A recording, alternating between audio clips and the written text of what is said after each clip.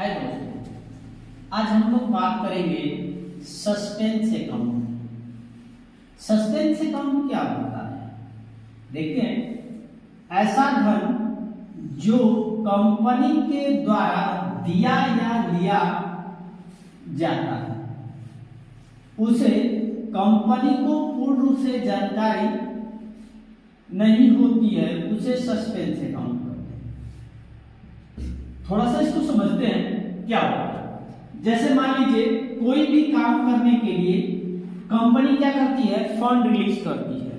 वह काम पूरा हुआ या नहीं हुआ इसके बारे में कंपनी उस जायजा नहीं लेती है, तो उसी को हम लोग क्या बोलते हैं, सस्पेंस अकाउंट बोलते हैं। आगे की कड़ी में देखते हैं ड्रॉइंग। ड्रॉइंग क्या होता है? ड्रॉइंग का मतलब होता है कि जो भी गुड्स हमारे पास, मतलब जो भी कंपनी में गुड्स बन रहे हैं या जो कंपनी में कैश जो है क्या है, आ रहे हैं। लिखा क्या है भाई, कंपनी के कैश या गुड्स में से ओनर के द्वारा, मतलब जो क्या है ओनर, मतलब क्या है मालिक,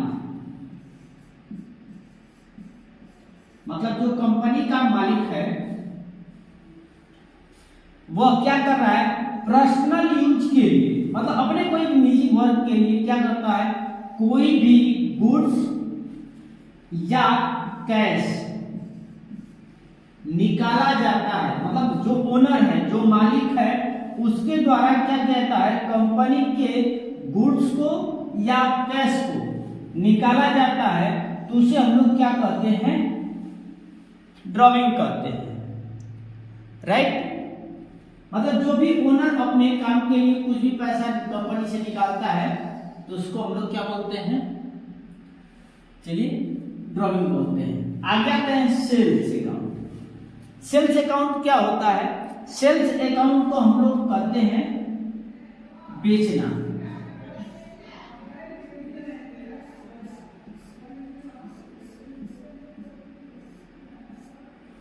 ठीक है, बेचने से रिलेटेड है। मतलब कोई भी प्रोडक्ट सेल करते हैं तो उसे सेल्स अकाउंट कहते हैं। मतलब कोई भी गुड्स को क्या कर रहा है, किसी भी ग्राहक को क्या कर रहा है, सेल कर रहा है। कोई भी ग्राहक को कोई भी गुड्स हम क्या कर रहे हैं, सेल कर रहे हैं। और सेल करने के कंडीशन में क्या होता है कि जो भी हम गुड्स उसको क्या कर रहे हैं, सेल कर रहे हैं, तो सेल करने के कंडीशन में जो उसका कस्टमर के बाद जो दूसरा लेजर होता है वह सेल्स अकाउंट का होता है। राइट? उसके बाद देखते हैं परचेज। परचेज मींस होता है खरीदना।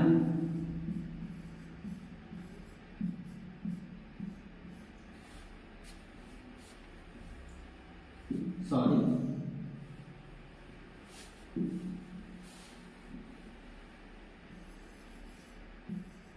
खरीदना। अब खरीदने को देखते हैं। लोग कहते हैं सर खरीदना और बेचने में क्या अंतर है? देखिए खरीदने और बेचने में, मैं थोड़ा सा नीचे इसको डिफरेंट अभी करूंगा, रुक जाइए। यदि कोई, अब परचेज को देख लेते हैं, परचेज किसको कहते हैं, यदि कोई करेंट एसेट को खरीद रहे हैं, करेंट एसेट कर लीजिए या कोई गुड्स कर लीजिए, गुड्स क्या कर रहे हैं, खरीद रहे हैं, तो उसे क्या कहते हैं, परचेज अकाउंट कहते हैं। जस्ट नीचे मैं इसको एक्सप्लेन कर देता हूं आपको।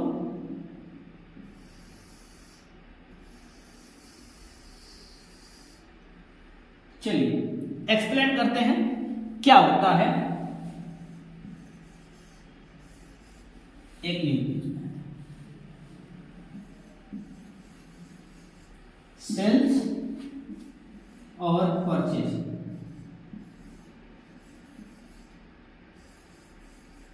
परचेज और सेल्स दोनों के कंडीशंस को देखते हैं। नंबर 1 कंडीशन रखते हैं सेल्स। ये क्या होता है, ग्राहक किसी भी ग्राहक को क्या करते हैं, बेचते हैं।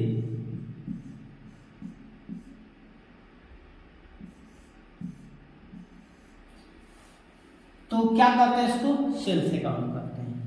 परचेज के अकाउंट में कंडीशन देखते हैं, क्या करते हैं, किसी भी कंपनी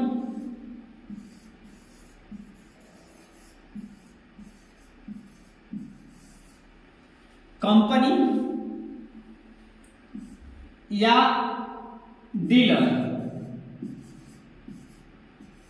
से क्या कर रहे हैं, खरीदते हैं।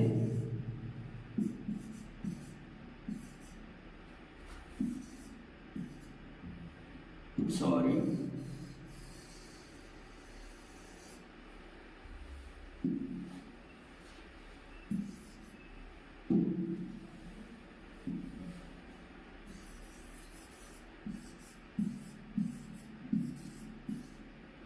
क्या कर रहे हैं, खरीदते हैं। किसी भी डीलर से कंपनी या डीलर से क्या कर रहे हैं, खरीद रहे हैं। जब तक खरीदेंगे नहीं तब तक क्या करेंगे, बेचेंगे कैसे। मतलब किसी भी गुड्स को क्या करते हैं, सबसे पहले परचेज करते हैं। किसी भी गुड्स को हम लोग क्या करते हैं, परचेज करते हैं। बिना परचेज किए उस गुड्स को हम लोग क्या कर सकते हैं, सेल नहीं कर सकते। मतलब जिस गुड्स को खरीदेंगे उसी गुड्स को हम लोग क्या करेंगे, सेल करेंगे। मतलब जब तक हम परचेज कंडीशन में नहीं आएंगे तब तक हम सेल्स के कंडीशन में नहीं आ सकते। डायरेक्ट हम किसी को सेल नहीं कर सकते। पहले सबसे पहले हमें गुड्स को क्या करना पड़ता है, खरीदना पड़ता है, तभी हम क्या कर सकते हैं, सेल कर सकते हैं। क्लियर है। चलिए अगले सेशन में हम लोग चलते हैं, आते हैं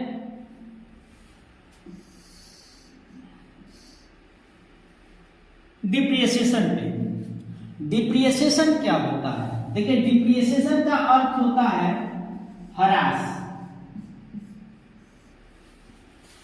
जब किसी फिक्स एसेट मतलब क्या चीज, फिक्स एसेट का मतलब क्या होता है, कोई बताए, चलिए कोई नहीं बोलेगा।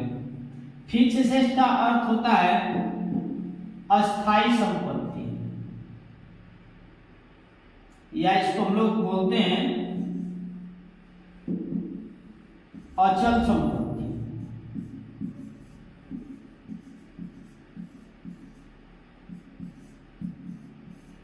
फिक्स एसेट के बारे में विवरण आपको दिया गया है। अगर जो भी स्टूडेंट स्टडी नहीं किया तो जाके फिक्स एसेट को स्टडी कर सकता है, वहां से क्लियर कर लेगा। जब किसी फिक्स एसेट में ह्रास होता है या फिक्स एसेट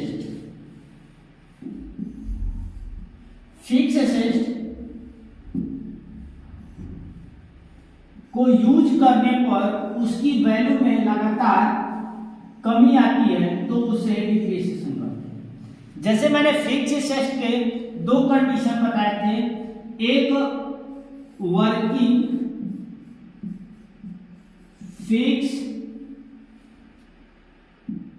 एसेट, ठीक है। वर्किंग फिक्स एसेट, जो वर्किंग फिक्स एसेट होता है उसको यूज करने पर जो उसकी वैल्यू में लगातार कमी आती है उसी को हम लोग डिप्रिसिएशन करते हैं। या कोई जो फिक्स एसेट है, non working system, non work asset, fix asset, जो नॉन वर्क फिक्स एसेट है, यदि उसमें भी कोई कमी आती है तो उनको क्या बोला जाता है, डिप्रिसिएशन बोला जाता है। क्लियर है। चलिए आगे देखते हैं हम लोग।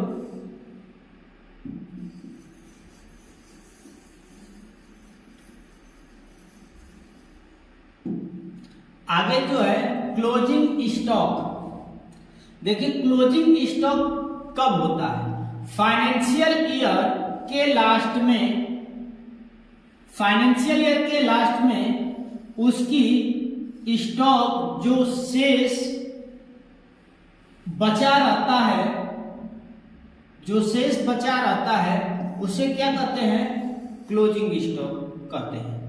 अब इसको थोड़ा सा समझते हैं फाइनेंशियल ईयर क्या होता है। ये जो फाइनेंशियल ईयर क्या होता है, हमारे अकाउंटिंग सिस्टम के अनुसार जो फाइनेंशियल ईयर होता है वह 1/4 मतलब 1 अप्रैल 2000, मान लीजिए हम लोग कौन से फाइनेंशियल ईयर में चल रहे हैं, 1 अप्रैल 2022 इसी, और एंड कब होता है 31 मार्च 2023 को ही अब क्या हो जाएगा, एंड हो जाएगा।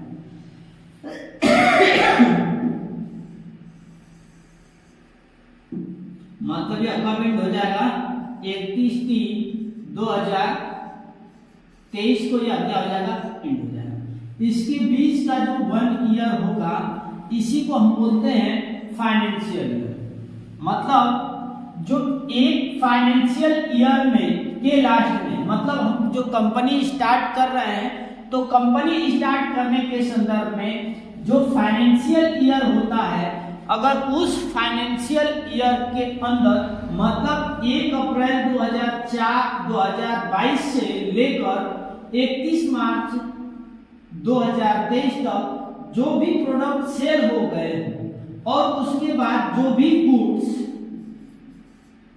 बच जाते हैं मतलब शेष रहते हैं, उन्हीं स्टॉक को क्या कहते हैं, क्लोजिंग स्टॉक कहते हैं। जैसे ही अगले पॉइंट पे जब हम लोग चलेंगे, ओपनिंग में जब ओपनिंग स्टॉक में हम लोग देखते हैं कि ओपनिंग स्टॉक में क्या प्रोसेस है, तो जो शेष मतलब 31/3/2023 को जो स्टॉक क्लोज हुआ है, वही जब न्यू फाइनेंशियल ईयर 1/4/2023 को जब न्यू फाइनेंशियल ईयर स्टार्ट होगा तो वही जो क्लोजिंग स्टॉक है, मतलब फाइनेंशियल ईयर के लास्ट में जो शेष बचे स्टॉक रहते हैं उन्हें न्यू फाइनेंशियल ईयर में मतलब 1/4/2023 से, यही पे लिख दे रहा हूं, 1/4/2023 से क्या हो जाएंगे, 1/4/2023 से वही जो स्टॉक जो बचे रहते हैं वही स्टॉक नए फाइनेंशियल ईयर में मतलब 1/4/2023 से क्या हो जाएंगे, ओपनिंग स्टॉक में बदल जाते हैं। मतलब इन स्टॉक का यदि रेट जो है, रेट मतलब अमाउंट जो है यदि बदल जाता है, ठीक है, मतलब इनका जो अमाउंट है, मान लीजिए कोई भी गुड्स ले लेते हैं, मान लीजिए आप क्या ले लेंगे, मोबाइल ले लीजिए, मोबाइल, अगर कोई भी मोबाइल है जिसकी जो है 1/4/2022 से 31/3/2023 के बीच जो एमआरपी थी, एमआरपी वो 9,000 थी।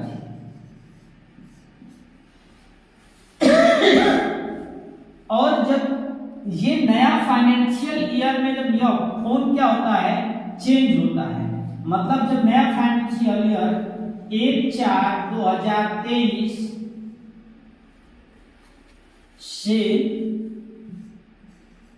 31/3/2024 के बीच जब आता है, न्यू फाइनेंशियल ईयर स्टार्ट होता है, तो जो हमारा स्टॉक होता है मतलब जो एमआरपी यहाँ पे 9,000 की थी, वही अगले फाइनेंशियल ईयर में क्या हो जाती है, उसका जो एमआरपी अगर 10,000 का हो जाता है, ठीक है, 10,000 तो वह न्यू फाइनेंशियल ईयर में कितनी की मिलेगी? 10,000 की मिलेगी। ठीक है, मतलब यहां पे इसकी एमआरपी क्या हो जाएगी? एमआरपी क्या हो जाएगी? 10,000 रुपये हो जाएगी। राइट, तो ये हमारा न्यू फाइनेंशियल ईयर होता है। ठीक है, जो भी मैटर अगर आपको समझ में नहीं आता है, आप मुझे डिस्क्रिप्शन बॉक्स में लिख के, कमेंट में लिख के मुझे सजेस्ट करें कि सर ये टॉपिक हमें समझ में नहीं आई, उस टॉपिक के लिए फिर से आपको सजेशन किया जाएगा। और इस चैनल को सब्सक्राइब करें और अधिक से अधिक लोगों को शेयर करें ताकि सभी लोग इस वीडियो को रीड कर सकें। Thank you.